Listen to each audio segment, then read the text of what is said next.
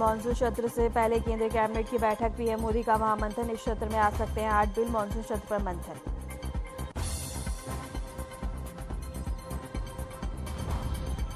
SCO की बैठक में विदेश मंत्री एस जयशंकर ने चीन के सामने खोली पाकिस्तान की पोल, कहा आतंकवाद पर ना दोहराया रवैया, पहलगाम हमले का हुआ जिक्र। सीएम नीतीश कुमार का बड़ा फैसला, स्कूल में खाली शिक्षक के पदों को तुरंत भरने के दिए निर्देश, शिक्षा विभाग को तत्काल कार्रवाई के दिए आदेश।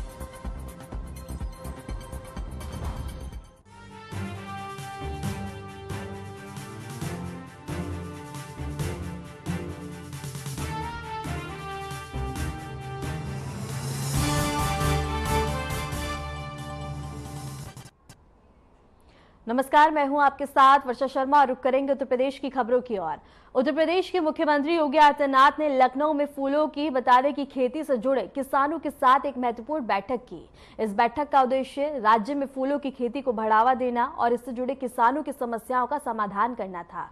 मुख्यमंत्री ने किसानों से उनके अनुभव, चुनौतियों और सुझावों को सुना और सरकार की ओर से हॉर्टिकल्चर क्षेत्र में दी जा रही योजनाओं और सहायता पर चर्चा की। उन्होंने कहा कि फूलों की खेती ग्रामीण अर्थव्यवस्था को मजबूत करने का एक बड़ा माध्यम बन सकती है और इससे किसानों की आमदनी कई गुना बढ़ सकती है। सीएम योगी ने अधिकारियों को निर्देश दिए कि फूलों की खेती के लिए उन्नत बीज, सिंचाई सुविधा और इसके साथ ही व्यवस्था और प्रशिक्षण जैसी सुविधाएं किसानों को सुलभ कराई जाएंगी।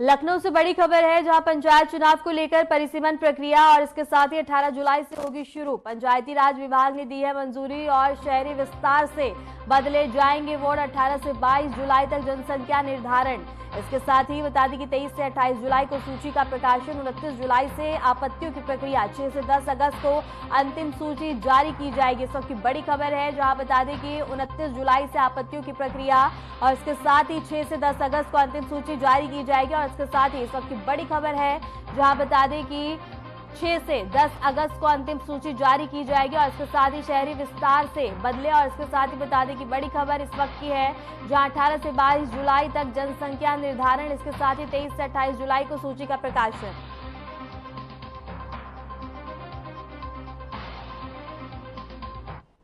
इसी खबर पर रुक करेंगे हमारे संवाददाता अमन प्रधान का। अमन, क्या कुछ जानकारी है?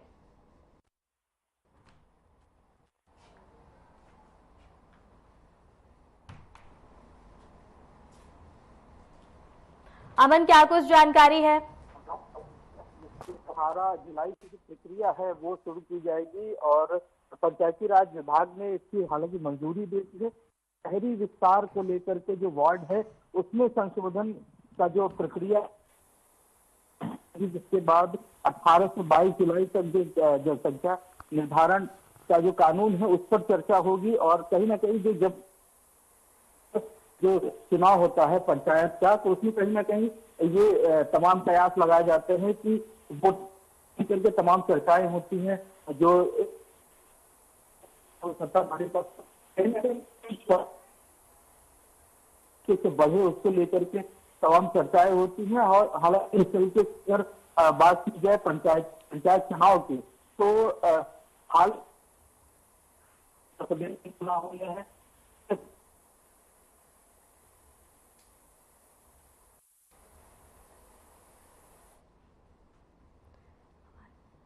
ठीक है, मैंने आपका बहुत बहुत शुक्रिया हमारे साथ जुड़ने के, तमाम जानकारी साझा करने के लिए। लखनऊ से इस वक्त की बड़ी खबर है, जहां स्मार्टफोन की जगह मिलेंगे टैबलेट। योगी सरकार बदलने जा रही है निर्णय, कैबिनेट से निश्चित होगा पुराना प्रस्ताव, सेक्शन दृष्टि से टैबलेट अधिक उपयोगी। नया टैबलेट प्रस्ताव जल्द होगा मंजूर और पहले खरीदे जाने थे 25 लाख स्मार्टफोन। महाकुंभ कैबिनेट बैठक में हुआ था ये बड़ा फैसला। और इसके साथ ही बता दें कि लखनऊ से सबकी बड़ी खबर है, जहां स्मार्टफोन की जगह मिलेंगे टैबलेट। और इसके साथ ही बता दें कि योगी सरकार बदलने जा रही है अपना निर्णय और इसके साथ ही कैबिनेट से निश्चित होगा पुराना प्रस्ताव, मंजूरी दी जाएगी जल्द ही। और शैक्षिक दृष्टि से इसका उपयोग ज्यादा होता है। और इस वक्त की बड़ी खबर है जहां नया टैबलेट प्रस्ताव जल्द होगा मंजूर और इसके साथ ही पहले खरीदे जाने थे 25 लाख स्मार्टफोन। इस वक्त की बड़ी खबर है जहां महाकुंभ कैबिनेट बैठक में इसका फैसला हुआ था। कैबिनेट में निश्चित होगा पुराना प्रस्ताव और इसको जल्द ही मंजूरी दी जाएगी। इसके साथ ही इस वक्त की बड़ी खबर बता दें जहां अब टैबलेट दिए जाएंगे, नया टैबलेट प्रस्ताव जल्द होगा मंजूर। इसी खबर पर रुक करेंगे हमारे संवाददाता अमन प्रधान का। अमन, क्या कुछ जानकारी है? अब टैबलेट दोबारा से दिए जाएंगे, आखिर क्या वजह है फैसला बदलने की? देखिए, निश्चित तौर पर जब महाकुंभ था तो महाकुंभ में ये फैसला लिया गया था कि जितने भी स्नातक और परिस्नातक यानी कि ग्रेजुएशन और पोस्ट ग्रेजुएशन के जो भी अभ्यर्थी हैं जो अच्छे मार्क्स के साथ पास होंगे उनको टैबलेट की जो सुविधा है वो सरकार देगी। लेकिन कहीं ना कहीं मुख्यमंत्री योगी आदित्यनाथ ने ये चिंता जताई है कि जो स्मार्टफोन है उनका इस्तेमाल कहीं ना कहीं शैक्षिक जो उनके सत्र है उस दौरान नहीं हो रही है। हालांकि जो अन्य चीजें हैं उसमें जो अभ्यर्थी हैं वो उसका इस्तेमाल गलत तरीके से कर रहे थे, जिसकी वजह से अब स्मार्टफोन की बजाय जो टैबलेट है वो दिया जाएगा। और जो स्कीम है वो स्वामी विवेकानंद युवा सशक्तिकरण योजना के तहत जो 25 लाख अभ्यर्थी होंगे उनको ये जो टैबलेट की सुविधा है वो दी जाएगी। और जिस तरीके से बात की जाए जो 25 लाख जो युवा हैं जो ग्रेजुएशन और पोस्ट ग्रेजुएशन और टेक्निकल की जो डिग्री कर रहे हैं उनको ये सुविधा सरकार देने जा रही है। और अगर जिस तरीके से बात की जाए जो इतनी बड़ी जो चीज अगर सरकार अगर कैबिनेट में पास करती है तो उसके बाद अगर कोई उसमें संशोधन किया जाता है तो उस जो चीज है जिस तरीके से पहले कैबिनेट में पास हुआ था कि जो 25 लाख जो युवा है उनको जो स्मार्टफोन है वो दिया जाएगा, लेकिन अब उसी में संशोधन किया गया है। अब 25 लाख जो युवा है उनको टैबलेट नहीं स्मार्टफोन नहीं बल्कि टैबलेट दिए जाएंगे। तो कहीं ना कहीं जो मुख्यमंत्री जी की जो मंशा थी कि जो अभ्यर्थी हैं वो जो चीज सरकार द्वारा दी जा रही है वो कहीं ना कहीं वो सही जगह जाए और सही हाथों में उसका सही इस्तेमाल किया जाए। तो कहीं ना कहीं मुख्यमंत्री का ये अहम फैसला है कि जो 25 लाख जो अभ्यर्थी हैं जो कि स्नातक परिस्नातक की जो परीक्षा की जो तैयारी कर रहे हैं और जो पढ़ रहे हैं टेक्निकल डिग्री कर रहे हैं उनके लिए ये सुविधा अब टैबलेट की इसी सत्र से शुरू की जाएगी। 2025-2026 का जो शैक्षिक सत्र होगा उसमें उसकी शुरुआत मुख्यमंत्री योगी आदित्यनाथ करेंगे। और जिस तरीके से बात की जाए औद्योगिक विकास के ये अंडर में ये पूरा विभाग आता है और औद्योगिक विकास के जो मंत्री हैं उन्होंने भी कहीं ना कहीं पहले भी कई सवाल उठाए हैं कि टैबलेट ही ज्यादा एक बेहतर ऑप्शन है ना कि स्मार्टफोन। तो जिसके लिए मुख्यमंत्री ने भी इस पर चिंता जाहिर की थी और उसके बाद ये एक अहम फैसला आज मुख्यमंत्री योगी आदित्यनाथ ने आज लिया है। जी वर्षा। ठीक है अमन, आपका बहुत बहुत शुक्रिया हमारे साथ जुड़ने के लिए, तमाम जानकारी साझा करने के लिए। बॉलीवुड अभिनेत्री और बीजेपी सांसद हेमा मालिनी ने मथुरा में आयोजित त्रिभाव उत्सव के अवसर पर राधा रमन लाल जी के रास स्थल पर एक विशेष नृत्य प्रस्तुति दी। उनकी इस प्रस्तुति ने दर्शकों को बता दे कि भाव कर दिया और इसके साथ ही हेमा मालिनी ने भगवान कृष्ण और राधा की लीलाओं को बता दे कि नृत्य के माध्यम से मंच पर जीवित किया। और इसके साथ ही रास स्थल की बता दे कि भक्तिभाव उनकी प्रस्तुति ने सांस्कृतिक रंग को उजागर किया है। और इसके साथ ही आयोजन का उद्देश्य कृष्ण भक्ति की परंपरा को जीवित रखना और सांस्कृतिक विरासत को बढ़ावा देना था। इस अवसर पर हेमा मालिनी ने कहा कि मथुरा मेरी आत्मा से जुड़ा है और रास स्थल पर नृत्य करना मेरे लिए सौभाग्य की बात है। यहाँ की भक्ति ऊर्जा मेरे प्रदर्शन में देखने को मिलेगी।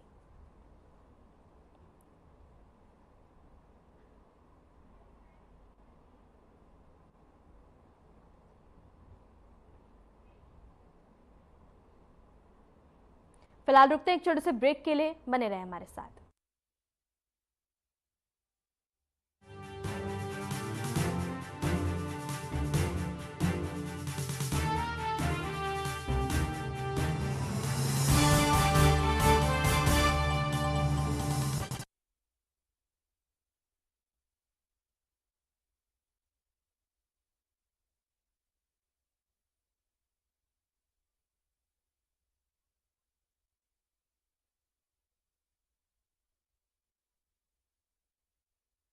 नवाचारी और नवोन्मेषी शिक्षा व्यवस्था से युवाओं की आशाओं को नई उड़ान दे रहा है नया उत्तर प्रदेश।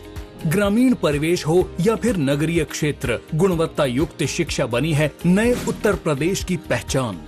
स्कूल चलो अभियान और शारदा प्रोग्राम जैसे अभिनव प्रयासों से ड्रॉप आउट दर में आई है उल्लेखनीय गिरावट। ऑपरेशन कायाकल्प और टैबलेट वितरण जैसे कदमों से डिजिटल शिक्षा को मिले हैं नए आयाम। बेसिक शिक्षा से हायर एजुकेशन तक शिक्षा में उठाए गए अभूतपूर्व कदमों से हुआ है एजुकेशन का ट्रांसफॉर्मेशन। अंत्योदय और बिना किसी भेदभाव के सबको समान शिक्षा का अधिकार बना है युवाओं के उज्जवल भविष्य का आधार। वर्ष 2017 के बाद डबल इंजन सरकार के अभिनव प्रयासों ने नए उत्तर प्रदेश की शिक्षा व्यवस्था में किया है युगांतकारी ट्रांसफॉर्मेशन। समान शिक्षा का अधिकार, डबल इंजन सरकार।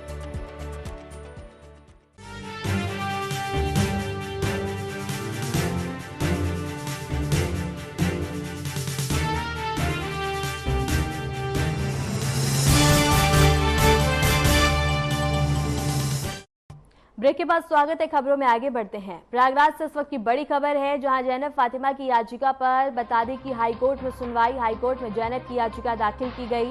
इसके साथ ही बता दें कि पीडब्ल्यूडी कोर्ट की कार्रवाई को चुनौती दी गई। एनबीडब्ल्यू और इसके साथ ही बता दें कि उमेशपाल हत्याकांड में आरोपी जैनब और इसके साथ ही फातिमा पर 25,000 इनाम घोषित है। और 3 दिसंबर को बता दें कि कुर्की की कार्रवाई जस्टिस प्रशांत कुमार की बेंच पे सुनवाई। इस वक्त की बड़ी खबर है, जहां बता दें कि फातिमा 25,000 का इनाम भी घोषित है और 3 सितंबर को हो चुकी है कुर्की की कार्रवाई। और इसके साथ ही बता दें कि जस्टिस प्रशांत कुमार की बेंच और कुर्की कार्रवाई को चुनौती दी गई है। इस वक्त की बड़ी खबर है, जहां उमेशपाल हत्याकांड में आरोपी हैं और इसके साथ ही 25,000 का इनाम भी घोषित है। इसके साथ ही बता दें कि कुर्की की कार्रवाई पहले हो चुकी है और बता दें कि 3 दिसंबर को हुई कुर्की की कार्रवाई। अयोध्या से इस वक्त की बड़ी खबर है, जहां अयोध्या में बनेगी भव्य बता दें कि बाउंड्री वॉल 4 किलोमीटर लंबी होगी बाउंड्री वॉल। इसके साथ ही ऊंचाई होगी 16 फीट तक। इसके साथ ही इंजीनियर्स इंडिया को मिले जिम्मेदारी, 4 भव्य प्रवेश द्वार इसमें शामिल हैं। इस वक्त की बड़ी खबर है, जहां इसकी ऊंचाई होगी 16 फीट और इंजीनियर्स इंडिया को मिले जिम्मेदारी। इस वक्त की बड़ी खबर है, जहां बता दें कि अयोध्या में अब बाउंड्री वॉल बनने जा रही है, जिसकी ऊंचाई 16 फीट होगी और इसके साथ ही 4 भव्य प्रवेश भी होंगे और 4 किलोमीटर लंबी होगी इसकी बाउंड्री वॉल। इस वक्त की बड़ी खबर है, इसकी ऊंचाई बता दें कि 16 फीट होगी और इसके साथ इंजीनियर्स इंडिया को इसकी जिम्मेदारी दी गई है।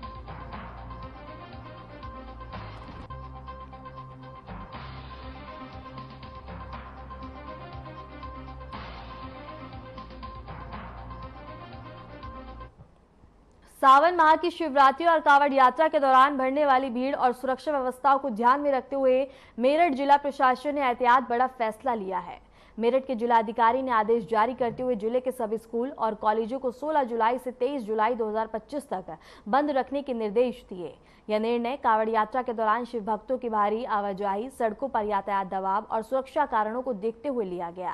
प्रशासन का कहना है कि इस दौरान शिक्षा संस्थानों में विद्यार्थियों की उपस्थिति और आवागमन पर असर पड़ सकता है, इसलिए एहतियातन अवकाश घोषित किया गया है।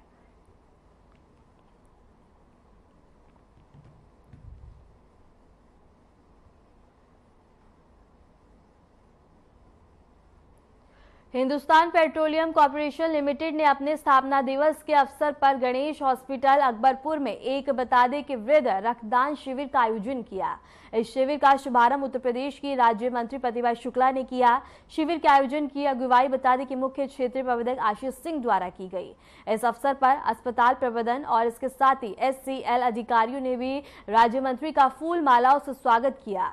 राज्य मंत्री ने बता दें कि शिविर में उपस्थित लोगों को संबोधित करते हुए कहा कि रक्तदान एक महान कार्य है, जिससे किसी की जिंदगी बचाई जा सकती है। समाज के हर व्यक्ति को रक्तदान के लिए आगे आना चाहिए।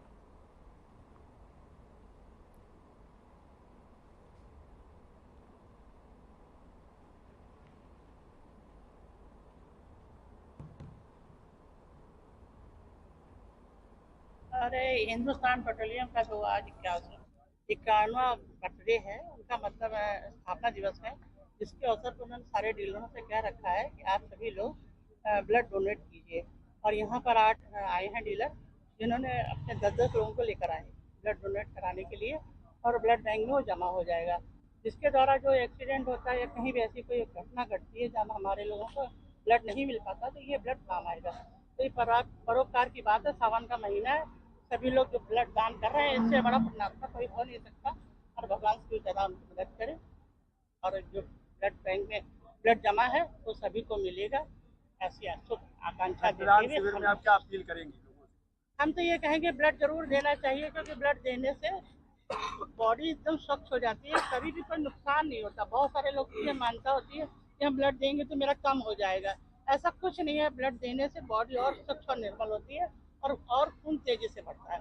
इसी सभी लोगों को ब्लड जरूर डोनेट करना चाहिए। खबर बागपत से है, जहां व्यापारी राहुल हत्याकांड में फरार चल रहा 25,000 इनामी आरोपी सचिन को थाना सिंगावली हरीर पे बता दें कि पुलिस मुठभेड़ के बाद गिरफ्तार कर लिया गया। मुठभेड़ में आरोपी गोली लगने से घायल हो गया, जिसे अस्पताल में भर्ती करवाया गया। पुलिस के मुताबिक 5 जुलाई को राहुल की पत्नी ने 40 लाख रुपए की उधारी को लेकर हत्या की एफआईआर दर्ज कराई थी। जांच में सामने आया कि आरोपी इंद्रपाल, सचिन और अन्य लोगों ने राहुल को डोलागांव बुलाकर उसकी हत्या कर दी थी। वहीं मुख्य आरोपी इंद्रपाल पहले ही गिरफ्तारी के मामले में बता दें कि गिरफ्तार किया जा चुका है।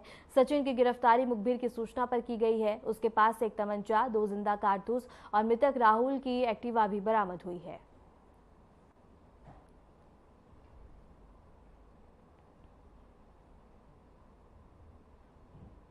खबर बाराबंकी से है, जहां जिले की कुर्सी थाना क्षेत्र के बरहौली गांव से एक सनसनीखेज मामला सामने आया, जहां सरसों तेल कारोबारी आजम अपनी पत्नी और 5 बच्चों के साथ संदिग्ध हालात में लापता हो गए। जानकारी के अनुसार आजम गांव के बाहर बता दें कि मशीन से सरसों का तेल निकालने का काम करते थे और उन पर भारी कर्ज होने की भी चर्चा है। सुबह से ही जब परिवार के किसी सदस्य का कोई पता नहीं चला तो ग्रामीणों ने पुलिस को इसकी सूचना दी। पुलिस ने जब घर की तलाशी ली तो 2 मोबाइल फोन घर के अंदर पड़े हुए मिले, जबकि एक बता दें कि मालवाहक भी वहां से गायब है, और जिससे शक और भी ज्यादा गहरा होता जा रहा है। घटनास्थल पर बता दें कि थाने की पुलिस टीम मौके पर पहुंचकर जांच में जुट गई है। पुलिस का कहना है कि हर पहलू पर गंभीरता से जांच की जा रही है, चाहे वह पारिवारिक विवाद हो, कर्ज का दबाव या कोई अन्य कारण। लापता परिवार की तलाश के लिए टीम गठित कर दी गई है और आसपास के क्षेत्रों में बता दें कि खोजबीन जारी है।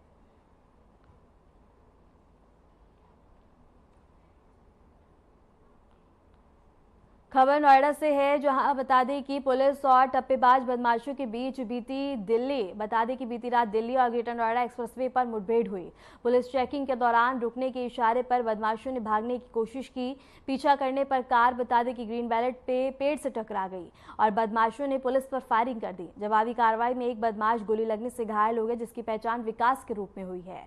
पुलिस ने बता दें कि अन्य 4 साथी और इसके साथ ही उनको भी गिरफ्तार कर लिया है और इनके पास से एक तमंचा, कारतूस और इसके साथ ही एक कार, नकली नोट और 5 मोबाइल फोन बरामद किए हैं। घायलों को इलाज के लिए अस्पताल में भर्ती करवा दिया गया और पुलिस की ओर से पूरे मामले की जांच पड़ताल की जा रही है।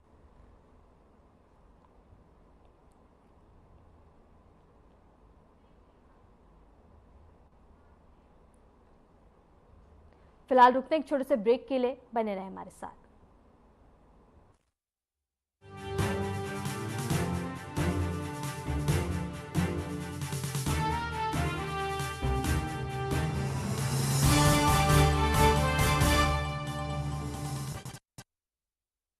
यशस्वी प्रधानमंत्री नरेंद्र मोदी जी के संकल्प सबका साथ सबका विकास को माननीय मुख्यमंत्री योगी आदित्यनाथ जी ने सामाजिक एकता एवं समरसता के उच्चतम मानदंडों के साथ बनाया है यूपी सरकार का मूल मंत्र। परिणाम स्वरूप 2017 के बाद उत्तर प्रदेश में सभी को मिले बिना किसी भेदभाव के रोजगार के समान अवसर एवं योजनाओं के लाभ। 8.5 लाख से अधिक सरकारी और 3,75,000 से अधिक संविदा पर नौकरी पाने वाले जहां निष्पक्ष और पारदर्शी प्रक्रिया के साक्षी बने, वहीं अनुसूचित जाति, जनजाति, पिछड़े एवं निम्न आय वर्ग के अभ्यर्थियों को मिला आरक्षण का संपूर्ण लाभ। प्रधानमंत्री गरीब कल्याण अन्न योजना, प्रधानमंत्री आवास योजना और जल जीवन मिशन से लेकर मुख्यमंत्री युवा स्वरोजगार और एक जनपद एक उत्पाद जैसी विभिन्न योजनाएं यूपी में अंत्योदय से सर्वोदय का सपना कर रही हैं साकार। काम दमदार, डबल इंजन सरकार।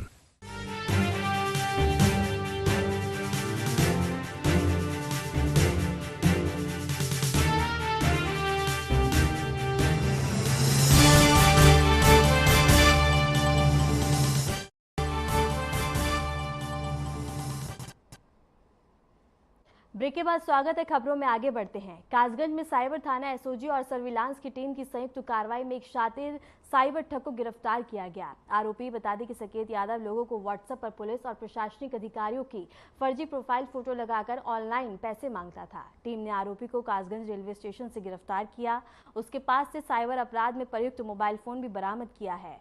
एसपी कासगंज राजेश भारती ने मामले का खुलासा करते हुए बताया है कि आरोपी बेहद शातिर तरीके से आम लोगों को भ्रमित करता था। वह व्हाट्सएप पर अफसरों की प्रोफाइल फोटो लगाकर भरोसे में लेता था और फिर किसी आपात स्थिति का हवाला देकर पैसे की मांग किया करता था। पुलिस अब आरोपी के अन्य साथियों और ठगी के नेटवर्क की जांच कर रही है।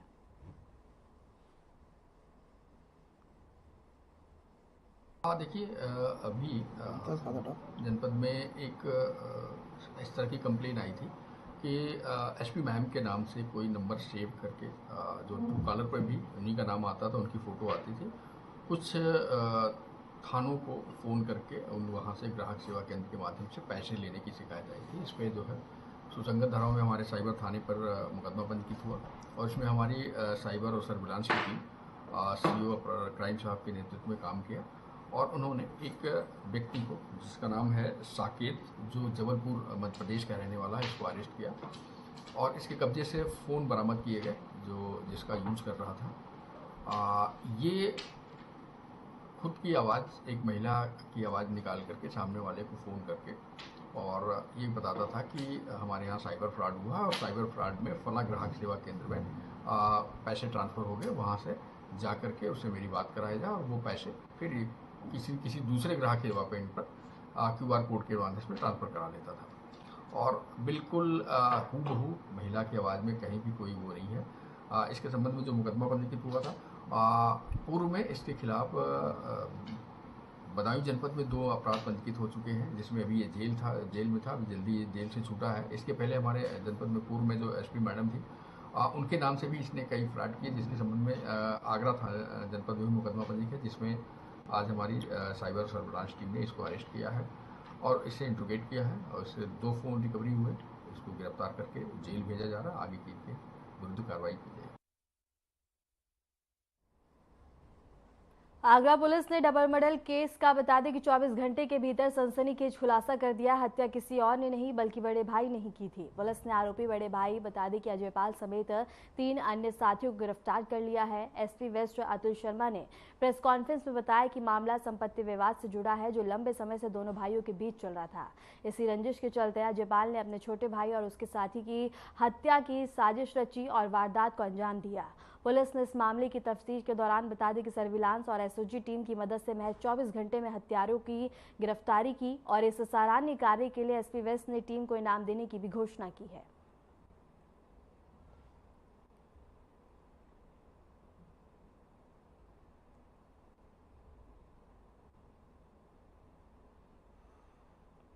थाना किरावली और अचनेरा के बॉर्डर पे थाना गांव अरदाया पड़ता है, जो थाना सिरा में उसके बॉर्डर पे एक मोटरसाइकिल खड़ी हुई है और उसी के पास एक डेड बॉडी भी मिली। तो तुरंत पुलिस मौके पर पहुंची और वहां जाके छानबीन करी तो वहां 2 डेड बॉडी मिली थी और इसमें वहीं अरदाया गांव के दोनों रहने वाले थे, कृष्णपाल और मुक्तपाल। इन लोगों की हत्या कर दी गई, जिसमें अभियोग पंजीकृत कर हमारे द्वारा ACP अचनेरा गौरव सिंह के अंडर में SO अचनेरा, SO किरावली और हमारे सर्विलांस प्रभारी और SOG प्रभारी, इनके अंडर में टीम बनाई गई थी और इस घटना को 24 घंटे के अंदर इनके द्वारा सफल अनावरण किया गया है। इसमें जो मृतक है कृष्णपाल, उसका भाई अजयपाल, जो कि इस मामले में वादी भी है, उसी के द्वारा इसकी पूरी षड्यंत्र रचा गया था और उसके पुत्र बाबूलाल, इन दोनों ने षड्यंत्र रचकर मनीष और धनीश नाम के जो लड़के हैं, ये उसी अरदाया गांव के रहने वाले, इनको इन्वॉल्व किया था कुछ पैसे देकर।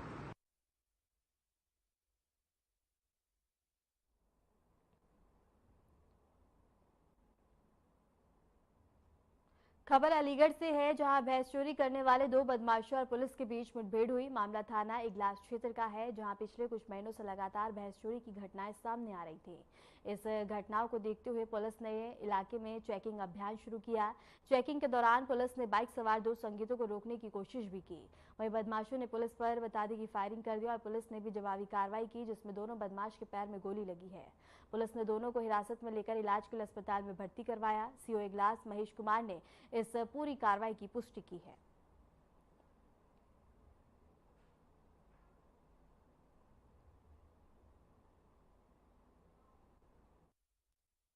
मैं क्षेत्राधिकारी इगलास अवगत कराना चाहता हूँ। थाना इगलास में पिछले कुछ महीनों में भैंस चोरी की घटनाएं हुई थी, जिसके क्रम में थाना इगलास पुलिस व स्वास्थ्य सर्विलांस द्वारा लगातार चोरों को पकड़ने का प्रयास किया जा रहा था। उसी के क्रम में 15/16 जुलाई 2025 की रात को थाना इगलास पुलिस द्वारा थाना इगलास क्षेत्र में विभिन्न स्थानों पर चेकिंग अभियान चलाया जा रहा था। इसी के क्रम में डबल लहर बम्बा अलीगढ़ मथुरा रोड पर थाना इगलास पुलिस द्वारा चेकिंग अभियान चलाया जा रहा था। चेकिंग के दौरान सामने से एक बाइक आती दिखाई दी, जिस पे 2 व्यक्ति सवार थे। पुलिस ने उनको रोकने का प्रयास करा। रोकने के क्रम में उनके द्वारा पुलिस पर फायर करा गया। जवाबी कार्रवाई में पुलिस ने अपनी आत्मरक्षा में उन पर फायर करा, जिसमें 2 व्यक्ति के पैर में गोली लगी है। घायलों को CSC इगलास भर्ती कराया गया, जहाँ पे उनका उपचार चल रहा है। फिलहाल के लिए खबरों में इतना ही, और ऐसे देश और दुनिया की तमाम खबरों को जानने के लिए बने रहे हमारे साथ।